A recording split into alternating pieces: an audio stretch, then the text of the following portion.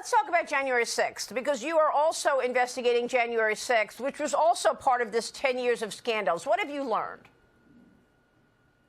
Well, again, Attorney General Pam Bondi let us loose on this, and there's a group of us working on January 6th. What we've learned is that the federal government, the Department of Justice, but other aspects, targeted these citizens. They basically turned government on to make the hoax work. So I'm not talking about somebody that pushes a cop. That's a charge you can look at in charge. I'm talking about that the FBI and others were putting American citizens on terrorism watch lists. They were auditing their IRS tax returns. They were targeting the American people. They were taking massive amounts of resources and moving them from fighting, child trafficking and fighting real corruption and saying we have to move everybody to look at the Capitol siege. It was a political hoax that was driven by Garland, Lisa Monaco, and others. And what, again, Attorney General Bondi has said is get to the bottom of it. Some of it may not be illegal, but it's some of the worst. In federal prosecutor world, we think about the importance of that role. There's a guy named Robert Jackson who is the prosecutor guy.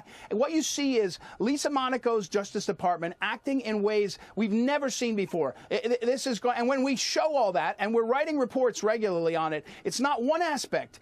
The federal court system was used in a way. The jails were used in a way to punish people. It's foreign. They didn't do this to the terrorists after 9/11, and they were doing it to American citizens. So that's a fulsome investigation on January 6th.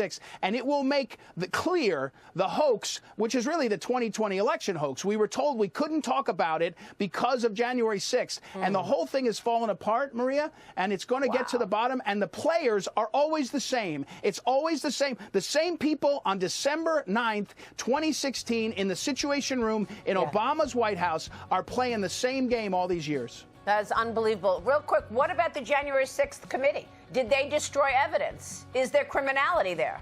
Of course.